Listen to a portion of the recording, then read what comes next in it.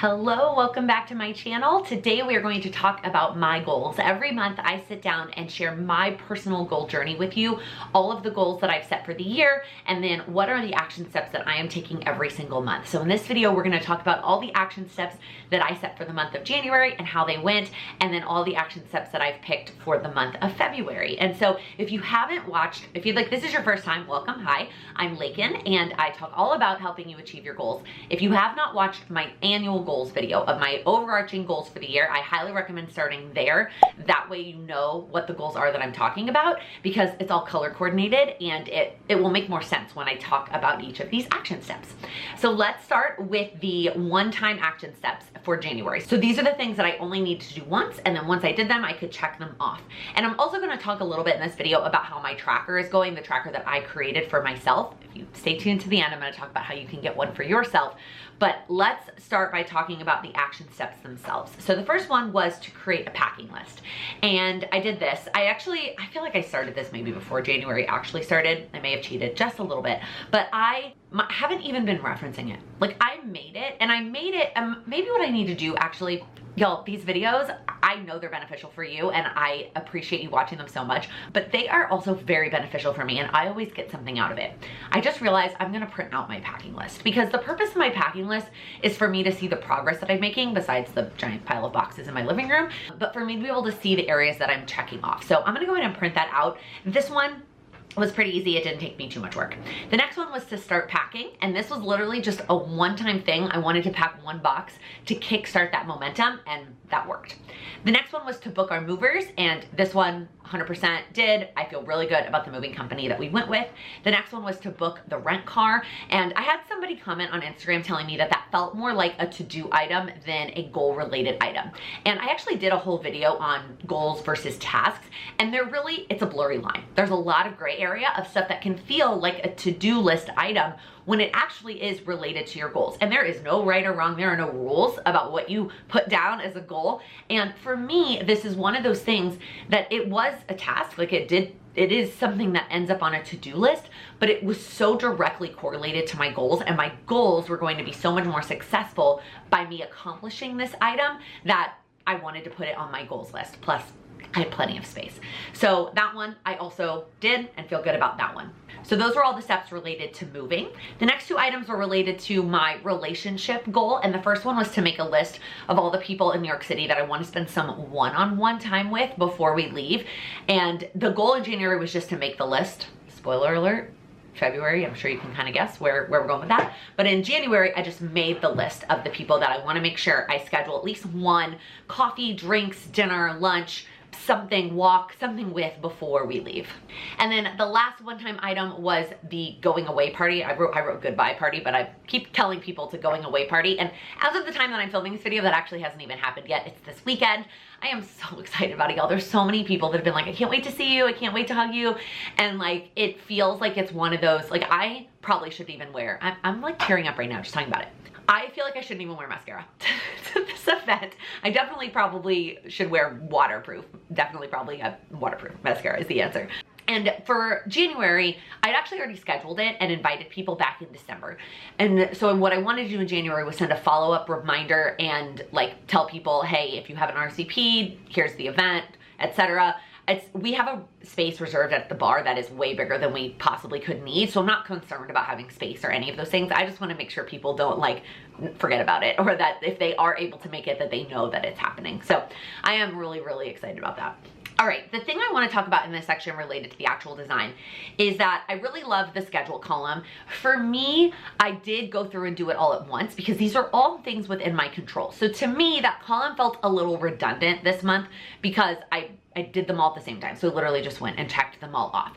But I can see in future months that not necessarily being the case, right? If there's something on here that's related to somebody else, maybe I won't. Of course, I always say that I always want my action steps to be things within my control. So I don't know. So for now, that column did feel a little bit redundant to me. What may have been better off for me, at least, and I know I am creating this product based on what I need and what I like, but I do also plan to share it. So I want it to also be beneficial for you, is maybe just like at the top where it says like scheduled your goals. I don't know, we'll see. And then the next column of progress, this felt silly for some of them, right? For some of them that was literally a one-time thing, right? Like start packing. Progress and complete happened at the same time, right? There was no middle of the ground progress.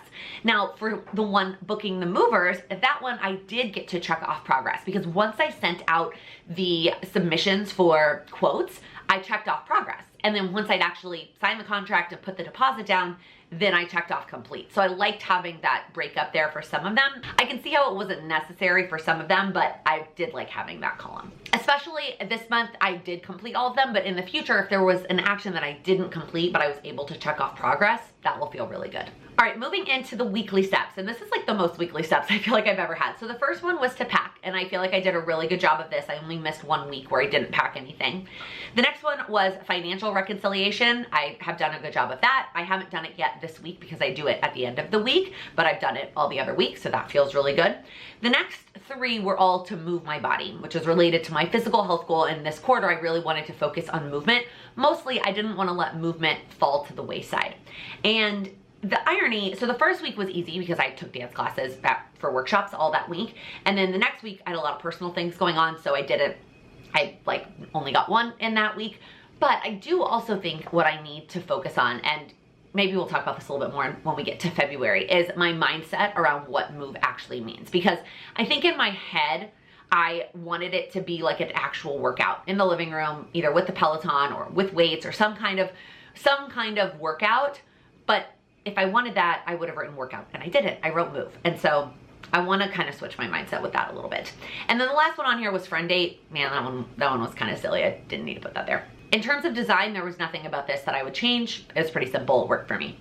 Moving on to daily steps. So my first daily step was to track my finances, which you can see went really well most of the time, Monday through Thursday, and then I kind of fell apart Friday, Saturday, Sunday. And that's because it was part of my morning routine. And if I didn't do my morning routine, I likely didn't track my finances that day. I am totally okay with that, because for me, the purpose of tracking is not necessarily to be in there every day. Now, when I first started to get a hold of my finances and I was in consumer debt and I wanted to pay that debt off, and I was really getting a grasp, this was, I mean, years ago, this was before Sam. I needed to be in there every day. I needed to be seeing what I was spending every single day. Now it's just it's tracking. It's staying on top of tracking. And so if I miss a day or 2 or 3 in some cases, all it meant was that the next day I had to spend more time doing it because I had to play catch up. And that's what happened.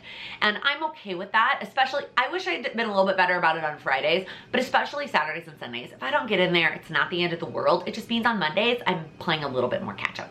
The next one was to get my water in, and I did a decent job of this. I probably should have counted them up. It looks like it's about 2/3 of the time, but I will say, I know that I'm drinking more than I was, even on the days that I don't hit my ultimate goal. So I feel really good about that. I'm actually not carrying water over into February, and I'll explain that a little bit more when we get there. And not because it went perfectly clearly, but I feel good about the progress that I made and the amount of water that I'm drinking.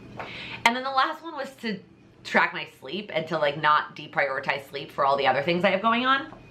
That's clearly not an issue for me. I like my sleep.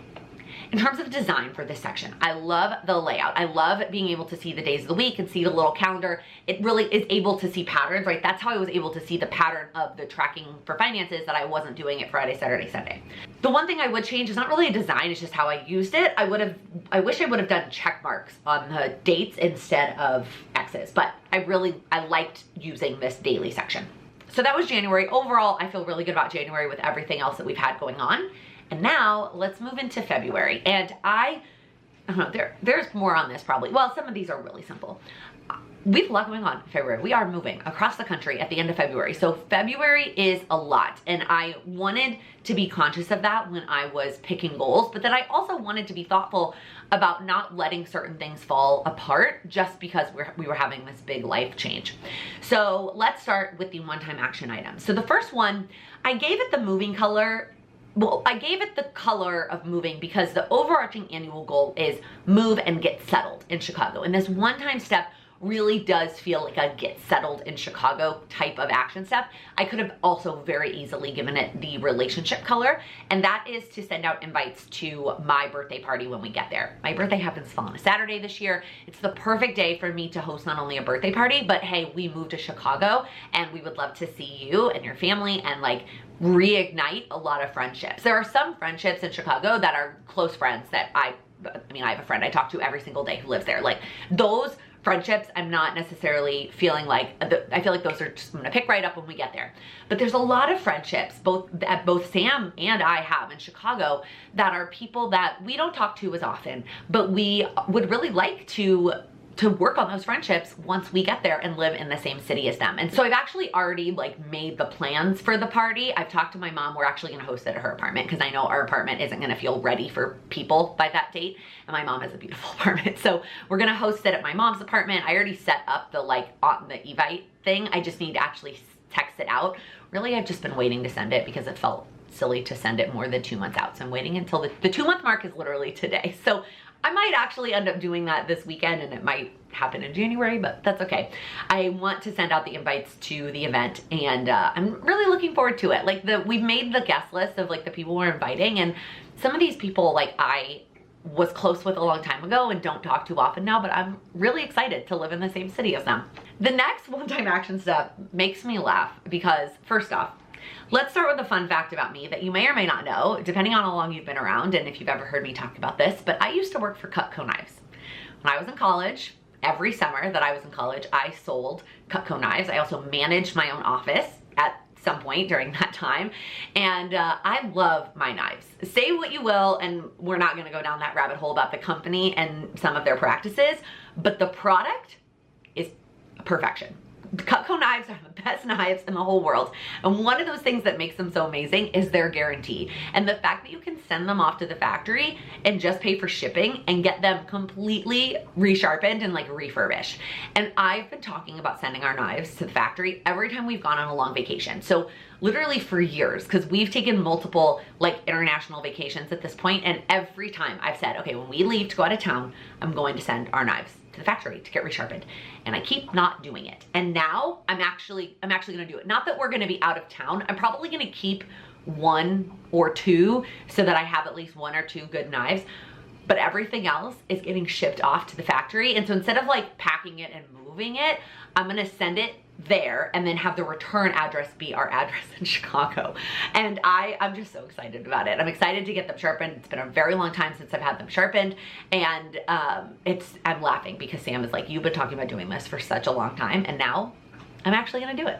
The next 3 items are all very similar, but I gave them each their own line because I don't anticipate doing them all at the same time, and that is to do a fridge, freezer, and pantry inventory. And I really would like to do this like this weekend, maybe if not the next weekend, because I want to make sure we're using everything up. Like I think about the last, every other time I've moved, right? When I moved from college to New York, that was like, I wasn't moving with food items. And then when I moved within New York, it was like same day moving. And so I could throw stuff in a cooler or even in a bag, move however far we were moving, and then immediately stick it into a fridge or back in the pantry. That is not going to be the case for moving across the country. We are going to be starting completely from scratch. And so I know there's going to be things that we won't be able to use up, condiments and things like that, but I want to the best of our abilities, everything else that's in our fridge and freezer and pantry be able to use up before we leave. And that starts with an inventory list. And then the last one-time step for February is the executing on the list of people that I made back in the January step. And this is definitely one of those steps that I will be able to check off the progress, right? Once I do one, I can check that off. This is also one that I know I won't necessarily be able to schedule all at the same time because I'm going to be at the mercy of other people. So I'm not going to check off schedule until I've scheduled all of them. I will check off progress once I go on one, and then complete obviously once I go on all of them. Moving on to the weekly action steps. So the first one is related to moving, but I could have given this probably my health goal as well, and that's to use a bath bomb. Even if I use one a week, I still wouldn't use all of them up, but I at least would like to make a dent. I don't want to move all the bath bombs. I feel like they're fragile, especially the Lush ones, they're gonna fall apart. I actually started doing that this week. Like I took a bath with a bath bomb and I want to start using them up, so I'm not trying to move them. And then the next weekly action step is the same thing from January. It is to just move my body 3 times over the course of the week, and I really, really want to focus on move, not meaning an actual workout. If I go for a walk, like an intentional walk, not like I'm just walking to the subway kind of walk, but like yesterday I talked to my mom on the phone and walked for like 30 minutes. That counts. Like, I actually should get myself a check mark for that. That counts as move. And I really want to be more thoughtful about that, because that it's not just like, it doesn't have to be an actual workout. I'm just talking to myself at this point. All right, moving into the daily steps. And this one I did debate here, because there's 2 here that might be a little bit extra, like things that I could very easily cut while I'm prioritizing such a big life change. But at the same time, the first one does apply to this goal, and that is to read my nonfiction book. The nonfiction book I'm working on right now is Decluttering at the Speed of Life.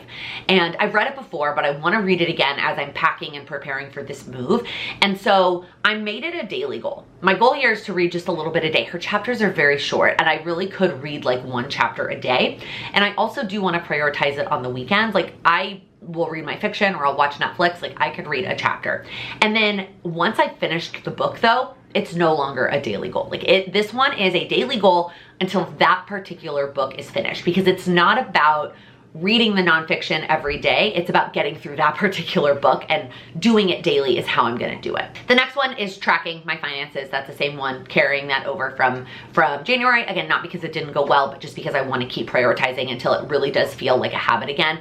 I probably will have to do it again in March, because all of our habits are gonna be totally changed. And then the last one is to journal. And this one also is one that I feel like I could have pushed to the wayside and not prioritized it, but really it takes me 3 minutes. It's my daily intention journal from Moxie Life that I have been skipping a lot in my morning routine. Frankly, I just like click skip and keep going. So I really wanted to put it on my goal planner to give me that extra accountability to do it. Maybe not every day, but a lot of days.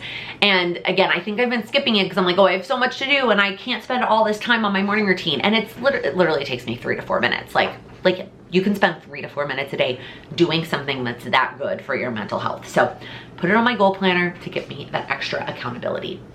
And that is February. Obviously, there are some obvious goals happening in February, like literally finishing packing. I felt like I didn't need to write that down because it has to happen, and actually moving across the country. I also didn't feel like I needed to write that down, but I'm very excited to get very focused in February because we have a lot going on over here. So with that, I want you to share in the comments below what goal or action step are you most excited about for February. And then as promised, if you're interested in getting your hands on one of these, we are moving the Goals with Laken community, and I'm trying to get better about calling it that. The Goals with Laken community is moving from Patreon over to Teachable, and to say thank you for moving with me over to Teachable, I am giving you a Q2 beta version of the goal planner, so it's more than just this page, to just say thank you for moving. So come join us over on Teachable, and you'll get access to that. And I'm just so excited. I'm so excited to hear other thoughts besides just like me using it personally, and to get some feedback from the community members. So that is going to be it for this video. If you liked it, please give it a thumbs up. If you're new here, please click that subscribe button. I upload new videos every week focused on helping you achieve your goals. Thank you so much for watching. Related, why do I feel awkward about that? No, wow, that just like came out and I need to try that again. Hold on.